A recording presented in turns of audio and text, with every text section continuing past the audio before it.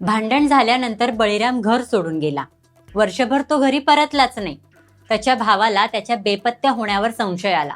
त्यानं लागलीच पोलिसात धाव घेतली आणि वर्षभरापूर्वी घडलेल्या एक थरारक हत्येचा शोध पोलिसांना लागला.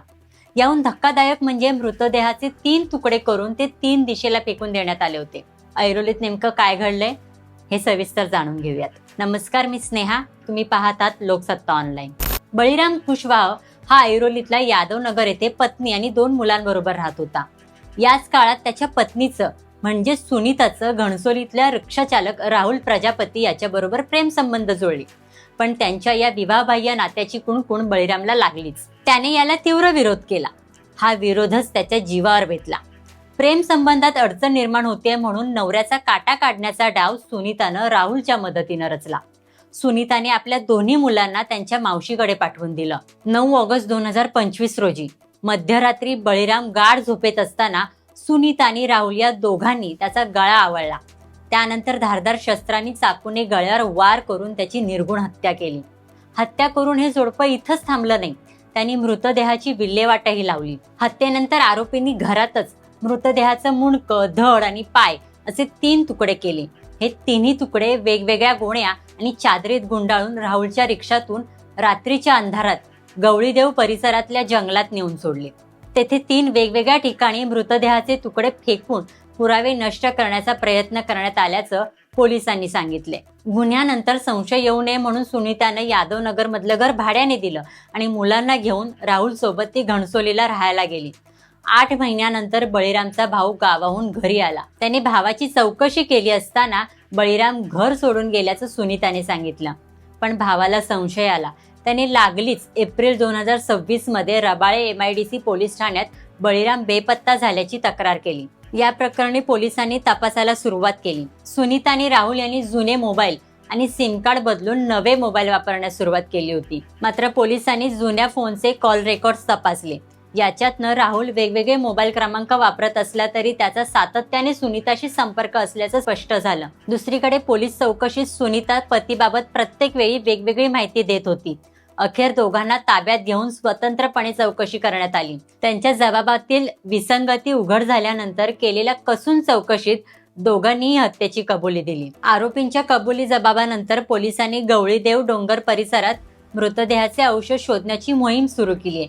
मात्र गुन्हा घडून तब्बल 11 महिने उलटल्याने पावसाळा, वन्य प्राण्यांचा वावर आणि नैसर्गिक बदलांमुळे पुरावे नष्ट झाले असण्याची शक्यता असल्याचं पोलिसांनी म्हटलंय.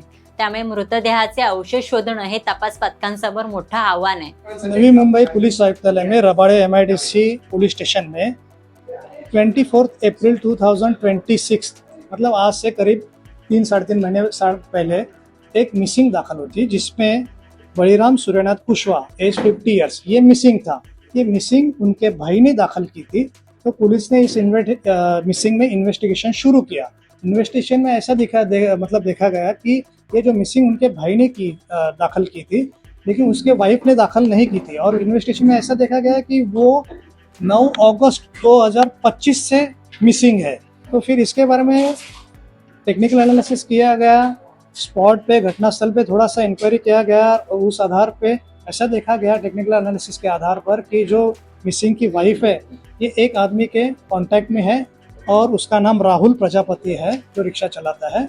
फिर ये दोनों के पास हमने इंक्वायरी शुरू की। इस इंक्वायरी में हमें ये पता चला, उन्होंने कबूली भी दी कि जो मिसिंग पर्सन है उन्होंने 9 अगस्त 2025 8 अगस्त 2025 के रात को और 9 अगस्त 2025 के सुबह को मर्डर किया और उनके बॉडी के 3 पार्ट करके एक किसी जगह पे फेंक दी गए। तो इस आधार पर पुलिस रबाड़े MIDC में 263/2026 के तहत मर्डर का गुना दाखिल किया गया है। इन दोनों आरोपी एक्यूज्ड को अरेस्ट किया गया है। माननीय न्यायालय ने उनको 7 दिन की पुलिस कस्टडी दी गई है और पुलिस उनके पास अभी इन्वेस्टिगेशन शुरू है। नहीं, अभी ये इन्वेस्टिगेशन चालू है। जो इन्वेस्टिगेशन की बात है अभी नहीं बता सकता, लेकिन इन्वेस्टिगेशन शुरू है।